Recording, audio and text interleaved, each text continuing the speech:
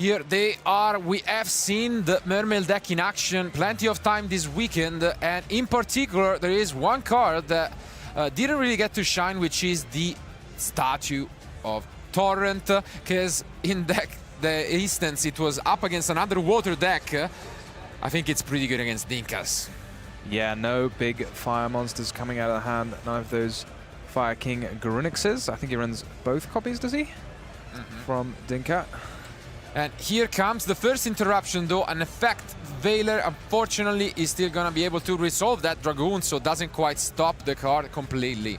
Yeah, one of the most powerful normal summons in the game by quite a long way, really. You get to send a card as cost, but it's not really a cost, it's more of an upside, as you also then get to search a card, and then whatever you sent gets to activate.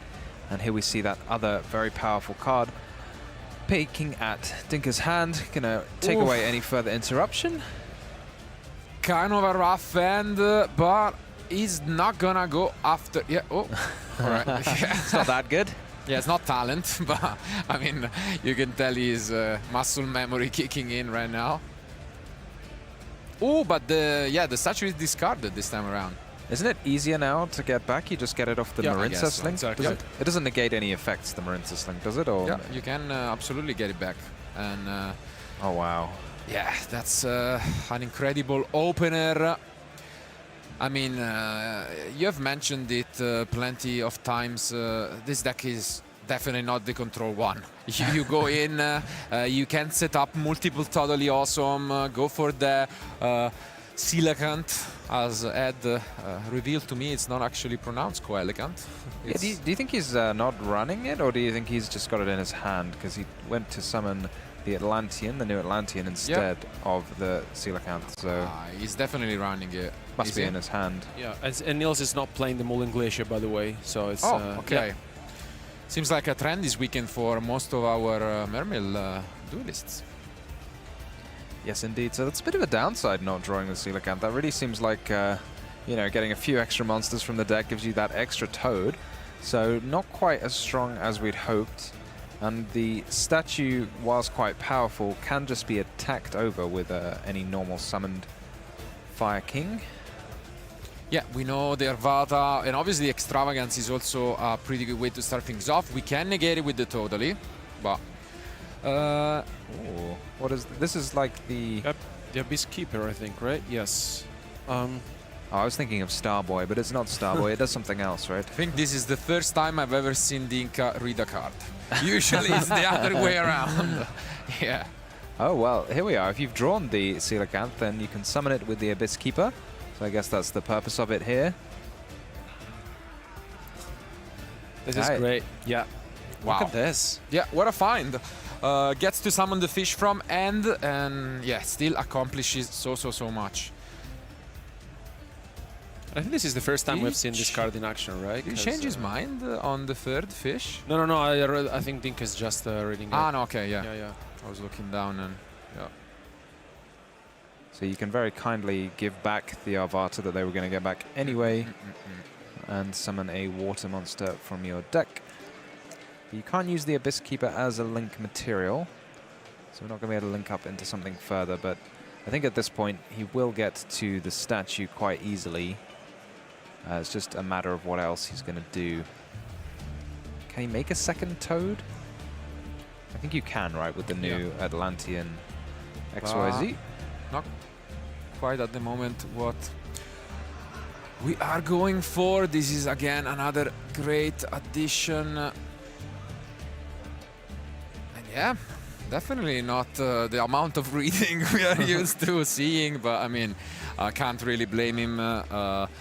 Although it has shown, you know, pretty good performance this event, it's definitely not the most represented deck by any means.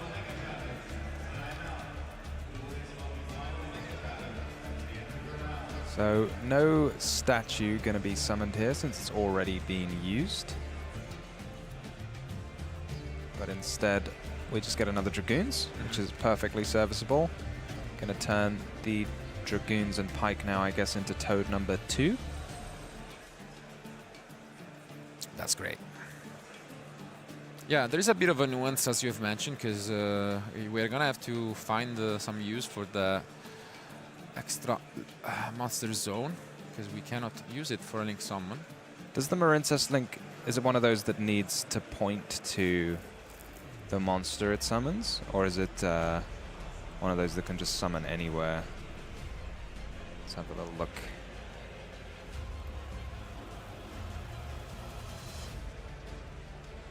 Not that it matters too much since it has an arrow pointing to the left. It does. Yeah, It does? It does. Oh. Yeah.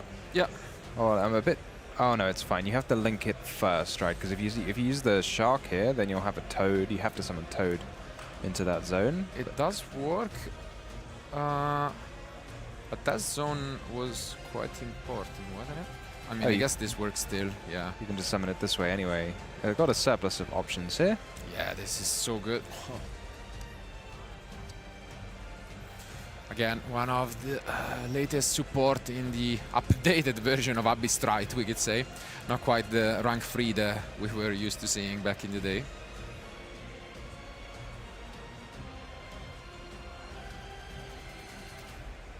What an opener. I think this is by far one of the best ones we have since this weekend. Yeah, I mean, we saw something similar against, again, water deck. This is a fire deck. Do we have any non-engine in Dinka's deck? Can out this? Something along the lines of, I don't know, Droplet or... I mean, he's running Impermanence, but that's probably not going to be quite enough. No droplets. No Droplet, no. And yeah, we adding the infantry there, so with the shrine in hand, you can like check the normal summon of Dinka. So I guess there's kind of nothing. That's it. One more draw, and I mean, in its miracle, the end was not that great. We had the extravagance, which most likely you're gonna negate, or it depends. I guess there are two different school of thoughts about this. What do you think, Tom? I think once you've seen the hand and you know, like, there are 3 cards that do nothing. Yeah. So there's only the extravagance and the top decked card. So you just negate it, and then you negate whatever else the other card is. But not the case. I totally agree with you, by the way. But totally agree. Totally agree. You got it. But I think you're very unlikely to lose either way. Yeah, but just, I mean, with that extra information, why not? And now we see the Arvata. Oh, Arvata can actually... does it has to destroy a card in hand, does it? To negate effects? Or, sorry, does it have to destroy on the field, or can it destroy something in the hand? No, you can also destroy from hand. I'm checking just the boost, because it gets boosted, right? Yeah, by 300. No, for each material, though. And that's it? Yeah. So yeah, that's not quite, yeah. And yeah, I mean, what a start to this semi-final. Nils take the first game with this Mermaid Atlantean deck. Wow, such opening. Yeah, the water deck absolutely flooding over Dinkabui's fire deck. Yeah, it's time to get all of those punts out of the window. And I mean, if there were doubters, I mean, often you see these kind of combo-heavy decks that have some engine requirements. In this case, you could think, you know, the Barrier Statue, the Coelegant, both were drawn this game. And still, it did not matter, because he built his deck in a way that you can still get access to them, both from hand in the one case or from the graveyard. And I mean, that's scary. Yeah, it's very neat. I mean, you can still use the cards if you draw them, but the downside is when you draw them, they're not something else that you could kind of more proactively use. But on the other hand, we're just seeing the power of the Minstrel there. Like, looking at Dinka's hand, once you've seen the hand, you know exactly what to do. You know there's nothing that can stop you. You know what to negate, what to leave. It's just perfect. Absolutely. So, what is the plan? So Dinka, obviously the master of you know, improvising as well. So what could he bring from his side decks? I think the Call by the Grave, and you may not want to, because like the Solemn Judgment, honestly, it's risky, to be fair. You know? But at the same time, it is very effective against the Neptabis, so you might just take the risk there. Not sure. Yeah, I think I agree on paying. I would pay 4,000 instantly to destroy the prince and stop it from activating its effect. I wonder if Dominus Impulse comes in. That's an interesting card to have in the side deck in general. I'm not sure, you know, that seems like a card that could very happily slot into your main deck. So I don't know if there's any sort of light effects that he wants to use or something like that, like Effect Veiler. Yeah. But what do you think Nils will do? I think he might just rely on his engine, to be fair, as water beats fire, and let's find out whether that will be the case again. Let's jump into game 2.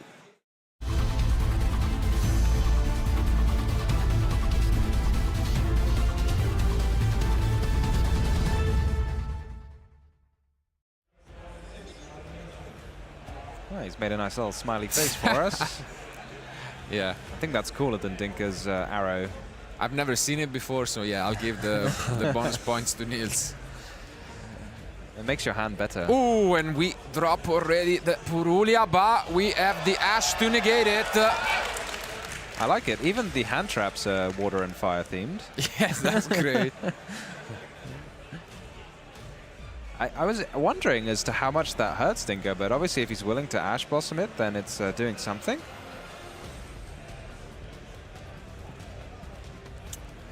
Yeah, I mean, something about I have seen Dinka's. Oof! Wow, Extravagance seems to be glued to Dinka's hand. It's one of those cards that's absolutely perfect going first and then going second. Downside being it's not a card you can use as a hand trap at the beginning of the game. So if your opponent, and if you draw into any hand traps, then you can't use it. So amazingly, even just drawing 2 nowadays can sometimes be too slow. Makes you wonder if players would actually include Pot of Greed in their main deck. Yeah, you'd like to, right? But we have seen a lot of pots being played during this weekend, and I think it makes a lot of sense to play the Extravagance into Dinka's deck to give consistency, and also playing, you know, the one Pot of Prosperity as well. Yeah, all the pots. I guess he has much less need for his extra deck than some others. Yeah. You can see he's got those kind of redundancy copies of Promethean Princess. Amazing how we used to see that card absolutely everywhere. Oof. And then not again. This might be a rough one. The impermanence seems like it was enough to stop Dinka. Just 2 face downs. And that's a pretty good thing to start things off. Yeah. Let's see if there is anything from... Here comes the new Poseidra.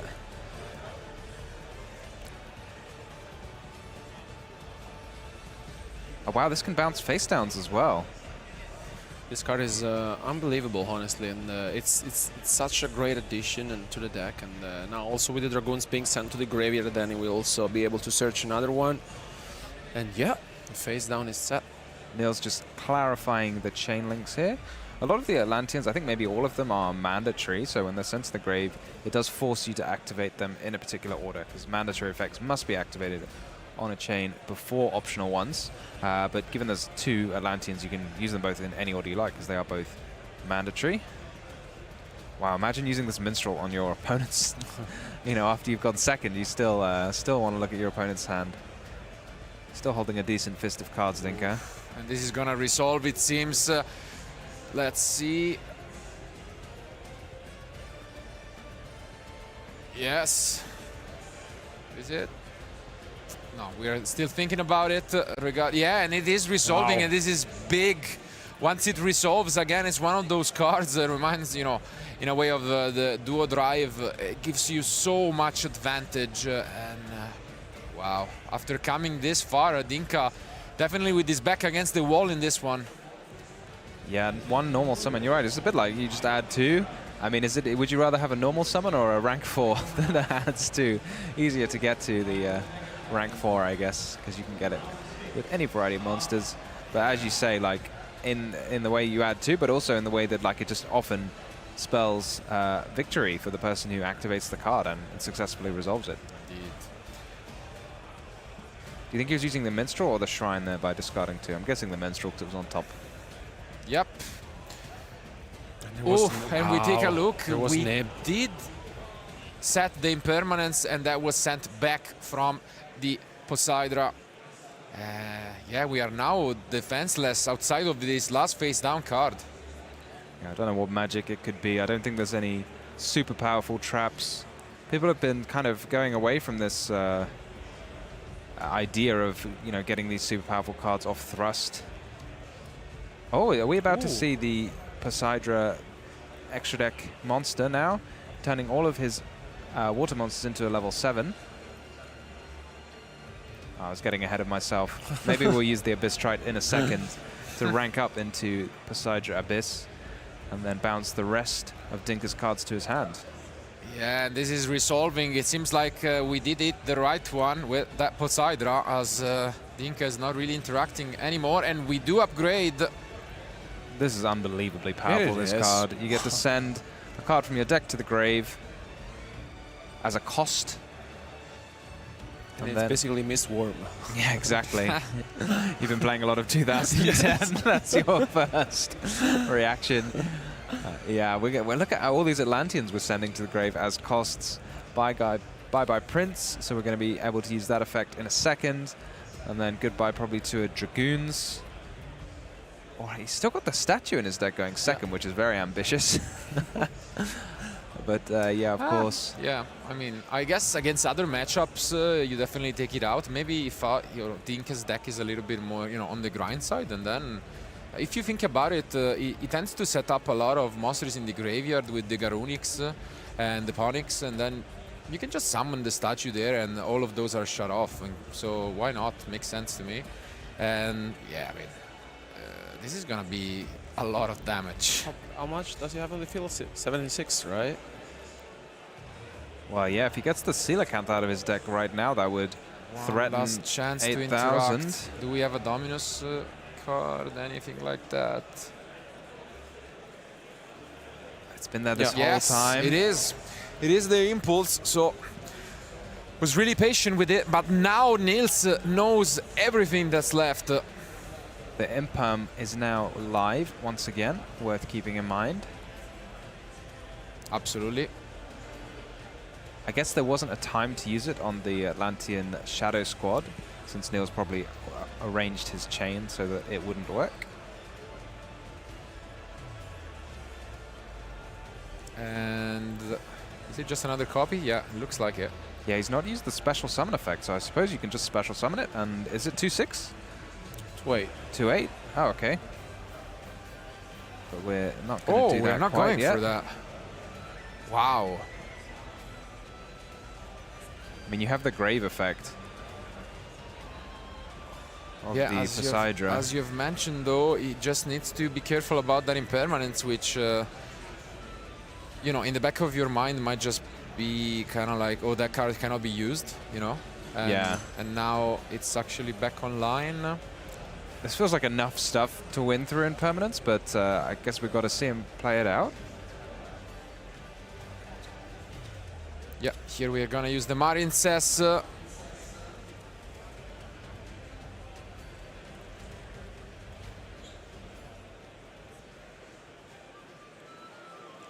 Not quite got access to any tuners yet, as far as I can tell. So stuck to Lynx and XYZ monsters for the time being.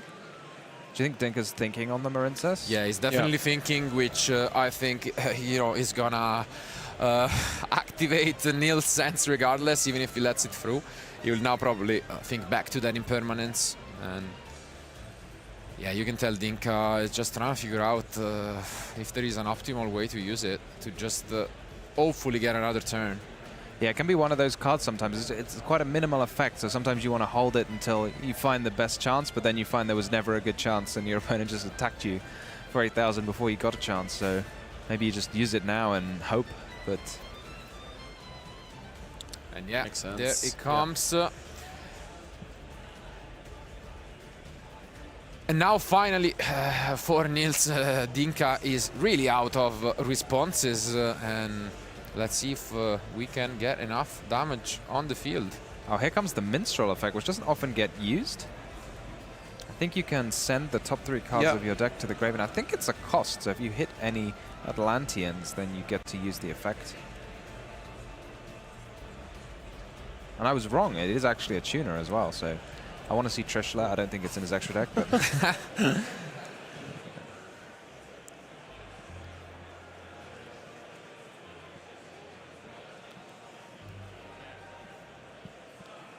What Do you think he is looking at... Has he used Poseidra to special summon itself? Because that would be quite a lot of damage if he hasn't used Poseidra already. Can't remember the attacks of it, all of the little monsters on the field. Oh, no, he's entering battle phase. Don't think that's... That's definitely not 8,000, Yeah, no. no. I think they're about it like that. I feel like they're all around 1,000. 28, 48, and... Yeah, so it seems like unless there is some surprise, Dinka will get to live for another turn. I feel like he's somewhat stripped of resources anyway, even though this wasn't everything that Nils would have hoped.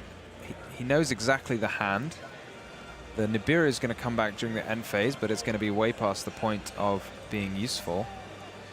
So just got that Ponix and the... what's the name of the level 4 that destroys a card and searches that he summoned last turn. Very bad with names this weekend. Arvada, you mean? Or Arvada? No, Volcanics. The normal summon, okay. Yeah, those are the 2 remaining cards, right? That's what we saw. One got bounced. Yeah, then Nibiru is back. Not that it does all that much. And fortunate that it comes back during the end phase. Yep. Have to do a lot of reading this round. Absolutely. Okay. Definitely as an opening, as you've mentioned, not the greatest of ends, but this felt a little underwhelming given the amount of plays that Nils were going through. I do think he's holding into his own impulse. Yeah, I agree. I think that's what it was. So let's see. Which is very strong against the Garunix if it gets added off Volcanics, which feels like quite a common line. Yeah. Gonna check his own graveyard. Doesn't have much. What does the new Poseidra do when it's sent to the grave for an effect as a cost? Probably should know by now because we've watched it resolve a few times. You can discard 1 card basically. Oh no, you mean the XYZ? No, the new main deck monster. I don't think it has an additional effect for that. No. Oh, that's not very Atlantean of it. Yeah. It does enough, I think. All right, so we get to play. So I think... Yeah, it looks like Garunix was the top deck card. So full information for Nils. There's a Garunix.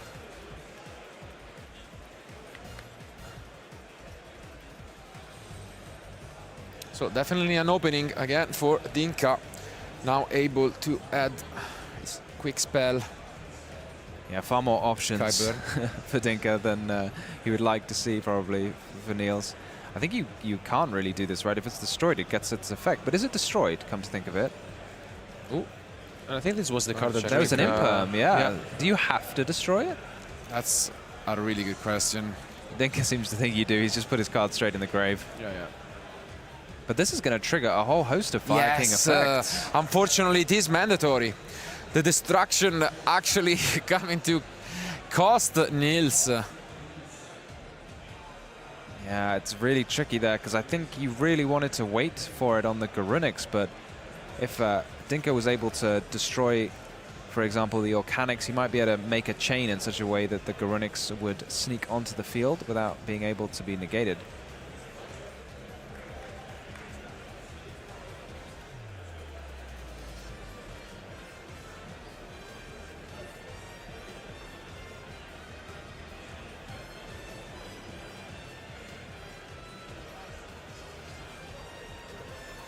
Yeah, he's definitely back in this. Yeah, honestly, that was one of the perfect draws for Dinka. Felt like he was down and out. It felt like the Impulse would be able to deal cleanly with the Garunix being searched, but instead he didn't have to do that. He could get a few more options, having drawn the Garunix off the top. Yeah, we now have shifted into grind game, and that's where Dinka's deck shines. So, yeah, I mean, we say grind game, but I'm not sure Nils is going to think of it that way. He's probably just thinking of surviving this turn. Yeah. Does Dinka run the original Garunix to... I think Have so, a yeah. target? He does. He used it multiple times. Got to watch out for that in a grind game. Oh, yeah. You want to accidentally destroy your own field.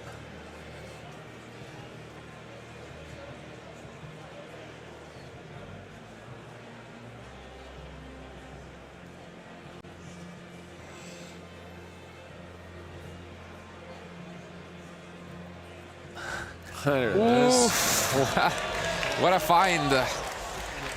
I mean,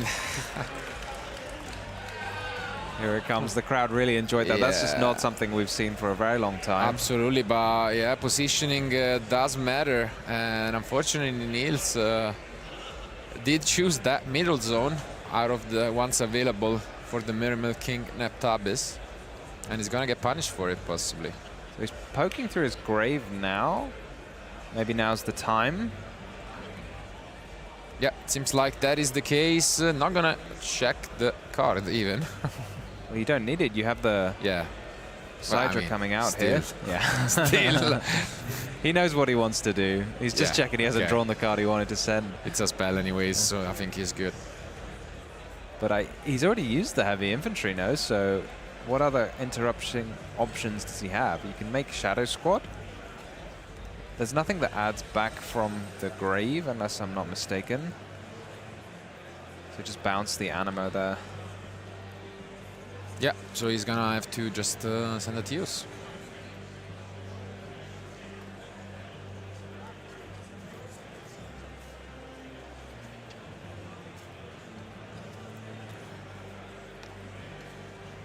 Might buy Nils the turn that he needed. I mean, perhaps this Poseidon really adds to the grind game of the Atlantean deck that in a way that we hadn't necessarily expected.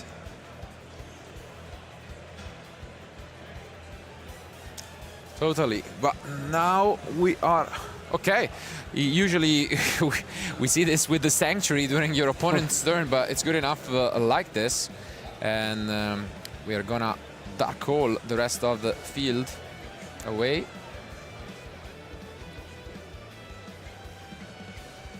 As maybe Volcanics will be Chainlink 1 and we're just resolving our Mermail link as Chainlink 2. Allowing you to send a card as... Is it a cost to send? Oh, special summon? Yeah.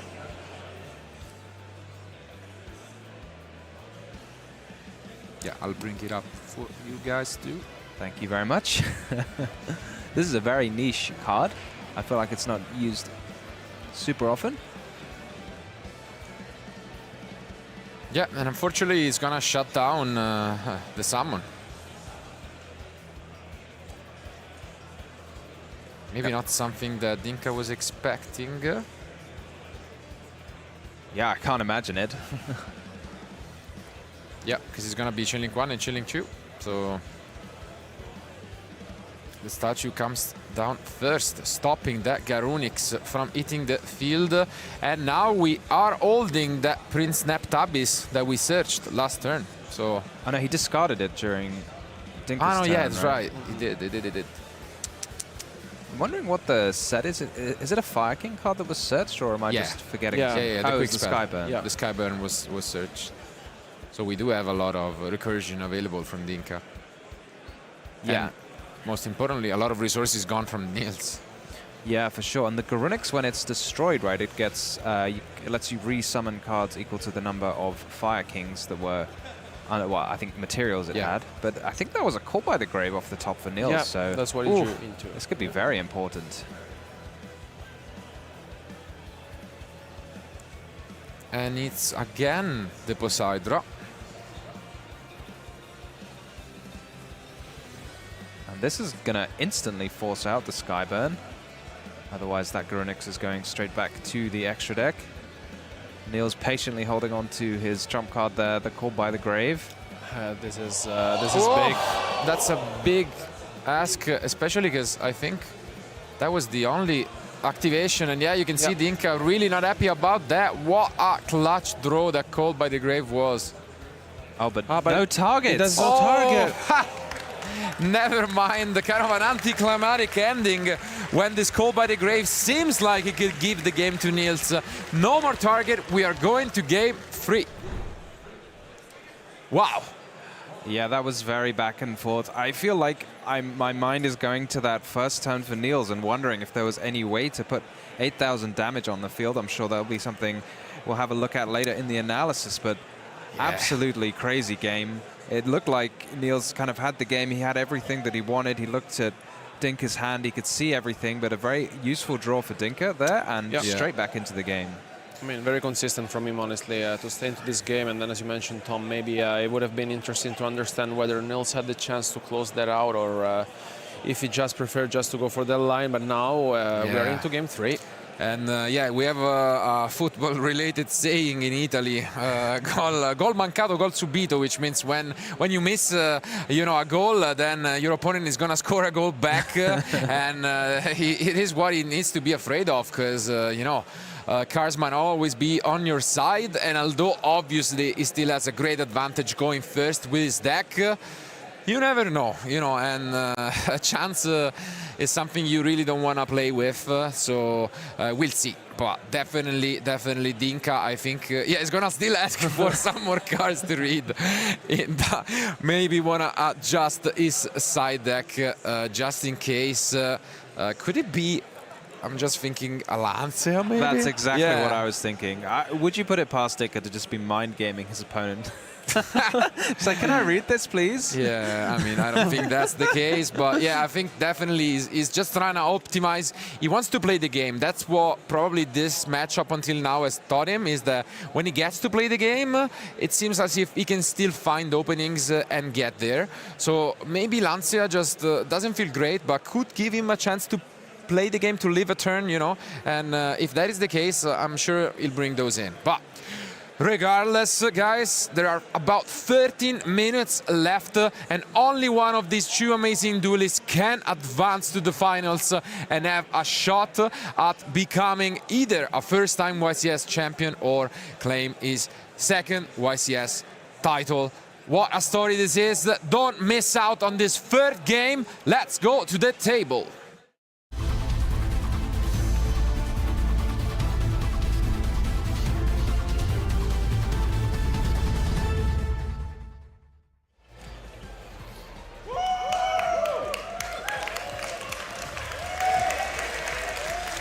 And here comes, you know, a bit of support from the large crowd gathered in front of us to watch this semi-final. Nice handshake, and let's take a look at this end from Nils. See a lot of monsters, as you would expect. It's always what you want to see. I wonder if Dinka, like, having read a card, it seems like he probably didn't have a side deck plan, but what is the play from Nils? And here comes Mulcharmi Purulia. Great card against the deck. Maybe they'll be trading fire and water traps once again. Doesn't seem like it is the case. Might have resolved.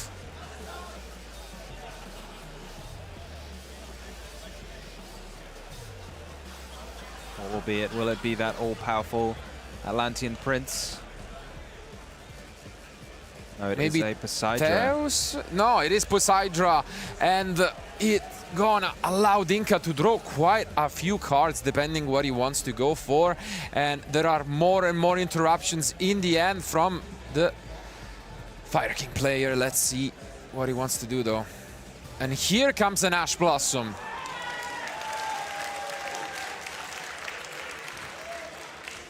Crowd really showing their support for Dinka here. Obviously, the best start is always just hard drawing that Prince, stopping your opponent from doing anything. Wow. There is a stop, and there comes the Volcanics from the Inca. Do you just have to activate Imperm and hope? Is there think anything else to do? I think That would be is the case. Yeah. Dinka doesn't look too pleased with it. Unfortunately, does not have the outplay with so many of the cards you could just chain, but Yeah, there are so many Fire King cards here that could be chained instantly to get your avatar to resolve. and Just instead we crashing. are just gonna crush. It's showing off His Garunix. Yeah, it's going to be double Garunix. One, the OG one, at least it seems, and then we are gonna get the new Garunix. Yeah, such a powerful engine, right? When you can just attack with your monsters just to get it going. Ooh, and I see a lot of interruptions in the end from the Inca. So them as well. Valor Impermanence. Wow, Valor Impermanence Impulse. So many different interruptions available. But in terms of engine, this is about it. So it will be careful about what he wants to destroy here.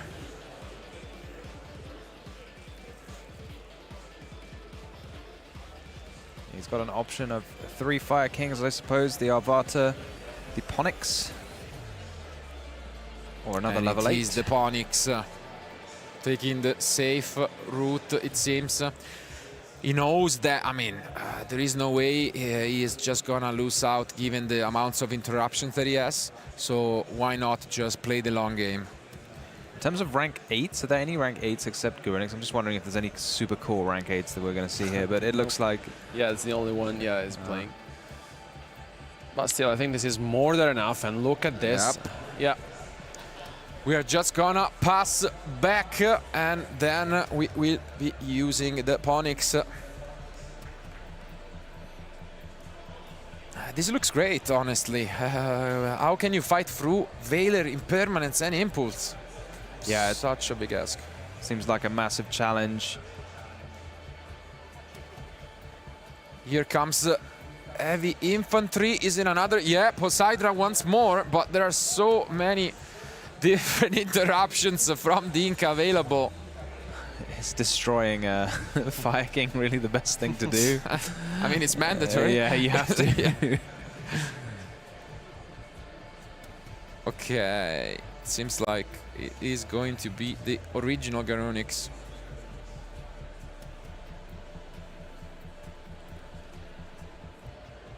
Wait, does something get bounced?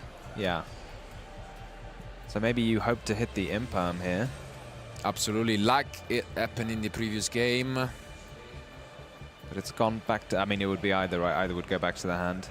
I think it was not the Impermanence, actually, but I might be wrong.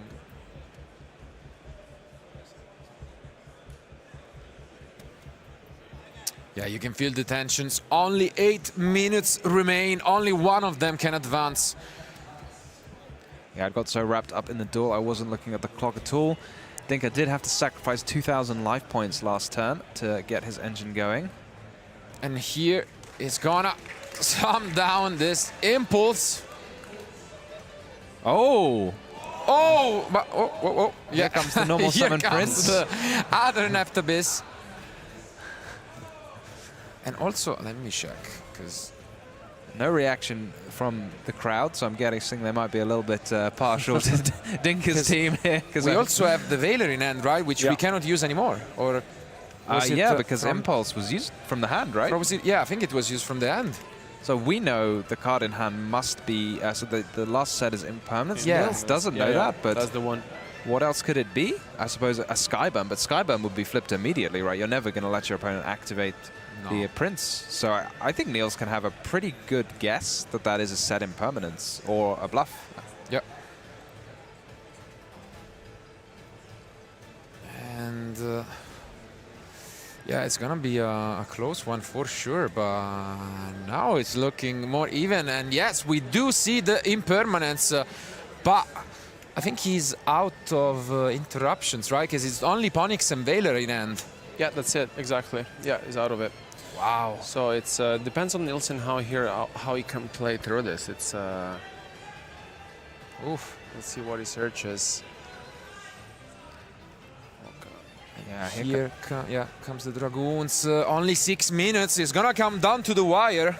I feel like there's still quite a lot you can do at this point, right? You have the Marincess link. Yeah. You can start making rank 7s. Yeah, I think we might have got ahead of ourselves with the amount of interruption. Just that normal summon Neptabis is absolutely crazy, and it must have been the top 2. That was so good. Yeah, for sure. So we're going here to, looks like, make a rank 4 rather than a rank 7, which is a totally fair thing to do. Oh, no, not even a rank 4. There come the Mermaid King. And we are just gonna swing, okay? And return the favor. In this match, we are just crushing our monsters, it seems. Into one another. But yeah, here comes the shrine, most likely, right? And you can discard it. You can tribute a monster on the field and get a level 7 from your deck. And we all know everybody's favorite and very old level 7 Super Ancient Deep Sea King Coelacanth. Wow. You're gonna get a card to search off the Dragoons. So pretty much everything you could hope for right here. Ooh, the tension is absolutely palpable. If you were here present at YCS Birmingham, I don't think I've ever heard such silence as well from the crowd. Everybody is watching it. Who is it going to beat that advances to the finals? And Nils definitely advancing his claim to that.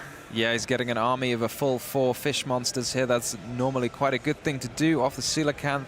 We're going to be seeing a couple of toads hit the field. Do we start putting our monsters in defense mode? Is it that time of day when you've only got 4 minutes left on the clock?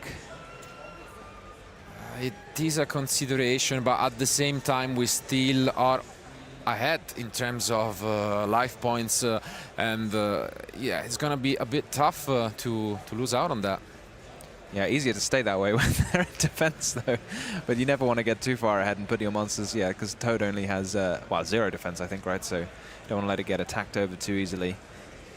But Nils has been, yeah, thinking a bit about this one. And here comes, yet again, the boss monster of the deck. God, it just keeps going, doesn't it? It just seemed like he had absolutely nothing. He just passed last turn to just 1 card.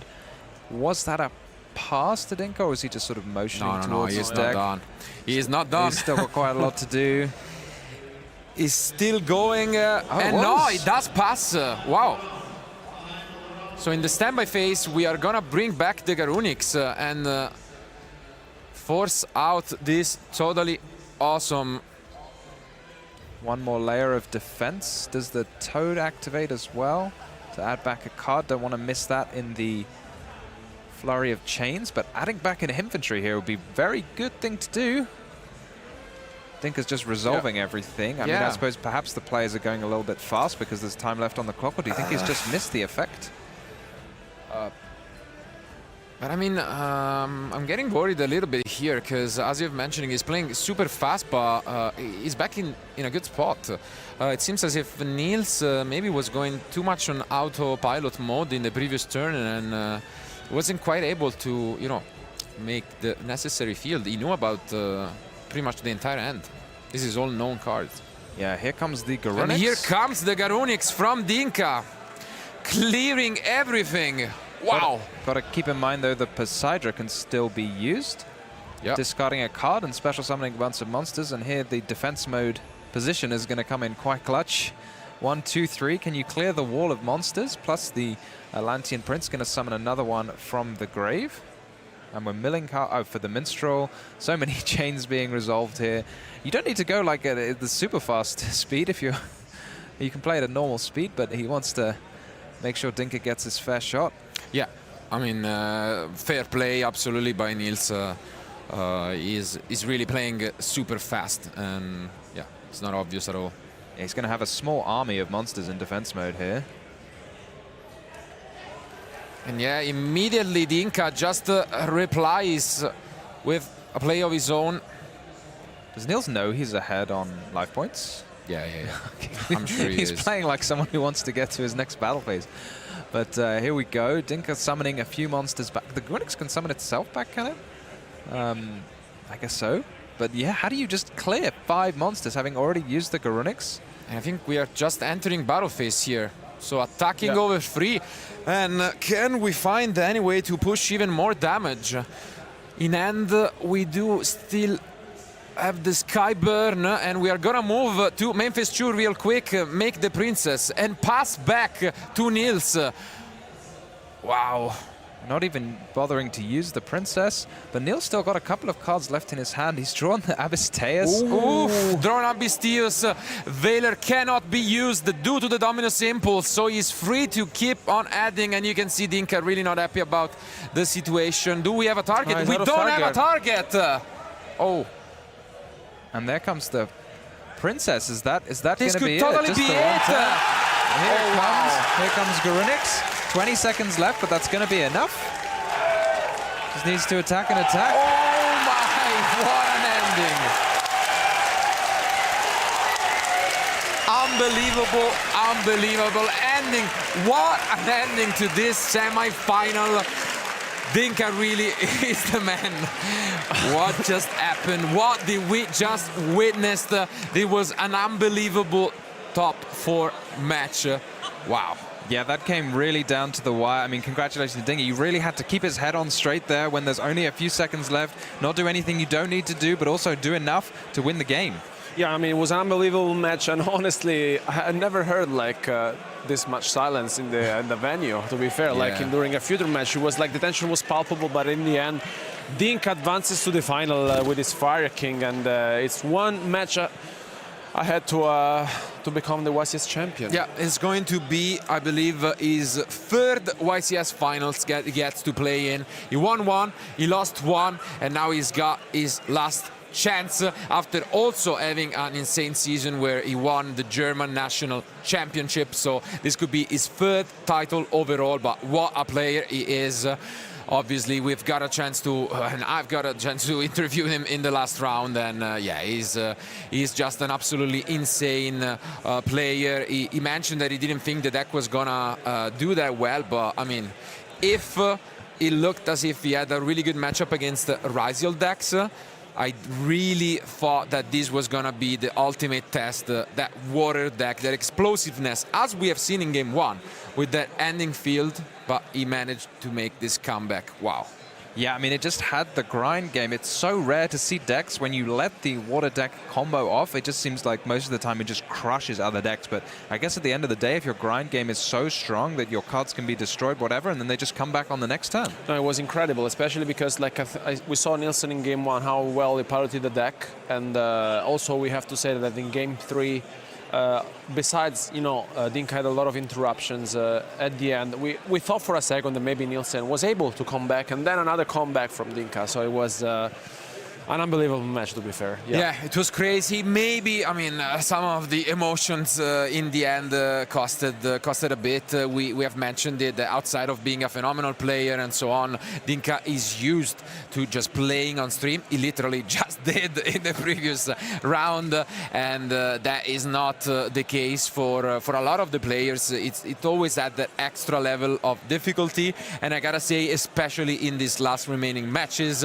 because we have an amazing crowd of, you know, the rest of these 2,500 players who have been knocked out and are now watching us live. So it's really something else, and I think in the end, you know, it's a great result for both, and they are getting, I think they're just now applauding the loser as well, as deservingly, I mean, he does. He will now get a chance as well to play, though, in the 4th playoff, to, you know, try and get another versus Solaria, a super rare copy, but just in a few moments we'll be able to just show you guys the remaining match. There is only one more match to crown the champion of Birmingham 2025, and at the same time there is also a few more last things, because there will be the last reveal right after the interview for his quarter-century Stampede, as well as for anyone who might have missed it, at the beginning of the day we revealed that right after the finals we are gonna have an exciting announcement that none of you will wanna miss out, so stay tuned after that. But for now, let's hear it once more from Dinka Bui. Wow, what a semi-final that has been. Dinka Bui, of course, winning, and the crowd is celebrating you once again, reaching another final. Congratulations from my side already. An insane match that has been. How did you feel going through that entire match there, honestly? It was a roller coaster of emotions. Oh, it was. I still have no words for this. I'm just, I don't know. I can't speak right now. It is really crazy. So let's see some gameplay because you are the master of gameplay. So analyzing some gameplay will be good. First highlight we have here is game one, where it all was a little more quiet, to be honest. So the first one is where your opponent is going to look at your hand with the effect of the... yeah, we were looking into the hand there and we see those cards. How do you feel in that situation at the moment? Do you think you have a good shot at winning this game, or how is it looking?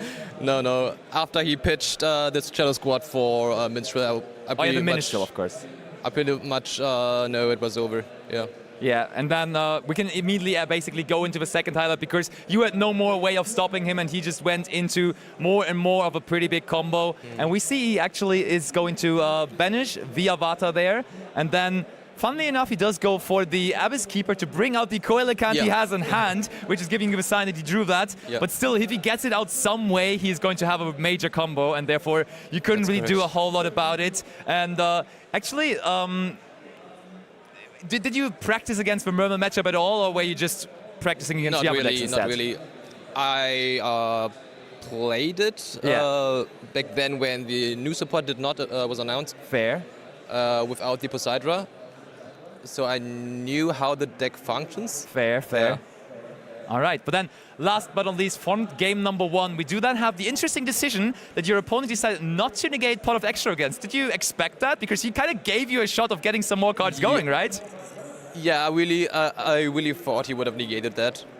Yeah. But protecting the statue is probably also like good enough. Yeah, true. The statue there was still sitting on the field. Very impressive field, and also the field that was very quickly after enough to win game number one. At that point, of course, things were looking rough for you because you were down that one game, of course, facing that strong combo deck that Mermil is. But into game number two we had.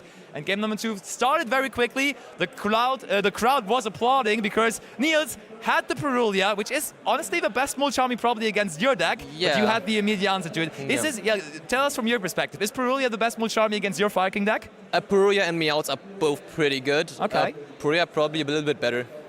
Fair enough. All right, so we're just browsing through those highlights. Of course, you need a little bit of rest after this intense match, but second highlight of the second game then is going to be your opponent using Infinite Impermanence on your Ulcanix. Do you think you just have to take the gamble because you have so many ways of actually dodging Impermanence and Valor and so on and so forth, but you kind of have to do it, right? I think so, yeah.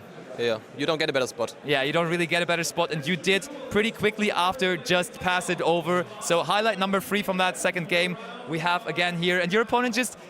Were you surprised that he couldn't finish that game? Because he saw your entire hand and still somehow you got back into this game and he passed it over with these two Link monsters on the field. What happened there, honestly? I think he needed like 2,000 extra damage. Yeah. No, a little bit more, I think. But I prevented the Abyss Rain summon with Impulse, so he didn't get this, the third body to kill me. So he needed to do a small board just to survive the next turn. Yeah, I think the Impulse there was really important because the Impulse did not only have a good impact, but it also freed up the Imperm you had in hand then, because your field was free again, so you could use it on the Corral Anemone later on as well. All right, next highlight coming right away, and there we see you slowly but steadily getting back into this game, and your opponent now has to use his own Dominance Impulse on the Kirin, which is, of course, now you're checking it right away. Yeah. He had another trap card in the graveyard, and it's mandatory to destroy the Kirin there, which actually helped you quite a bit, right? No, it was fine, because I was triggering my effects anyways, because I can just crash with my monsters and 2 his monsters and trigger the Runix, and I can play from there on. So fair enough. Okay, so game number 2, going into a grind game then again. We have the last highlight from game number 2, as it was the finishing sequence. Your opponent, Nils, did have Called by the Grave for your Garunix there, which was the last card you basically held. And the moment you saw that Called by the Grave, you were really unsatisfied, of course. You thought it's over, right? Yeah. I knew he was most likely out of names. Yeah. Probably had 1 name left, but he had nothing at all, so he scooped. He had nothing at all, and he immediately gave up, so the crowd was once again cheering, and you got it into a third and deciding game. And in that third and deciding game, things got even more crazy. First highlight of that third game we have prepared is going to be your opponent, which passed on a super minimalistic field because you stopped him quite well with the Perulia and then also with another hand interaction. And you now, having the chance to attack with your Ulcanix to crash, and then you had Garunix in the hand. Kind of the best setup you could ask for there, having the Garunix already in hand, right? Yeah. I mean, it was a mistake to summon the Poseidon in attack. True. He gave me the option to crash into his monster. Yeah, very much. Okay, then we have your opponent coming again. Like, it was back and forth, as you said, a roller coaster of the emotions. He was able to build up this field.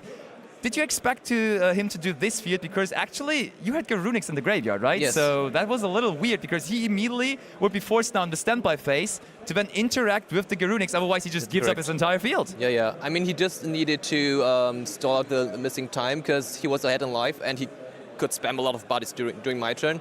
So his main goal was just to survive in this spot. And speaking of surviving, the last highlight that we have prepared was also the end of the match, where you could now use the Princess. He again had no targets for the tiers anymore, and you got the chance to get back into it. He passes over with less than a minute on the clock. You bring back Garunix, and Garunix, of course, would then be able to just go for game, and you made your way once again into a YCS final. You had a big sigh of relief. You think you can now take it all the way?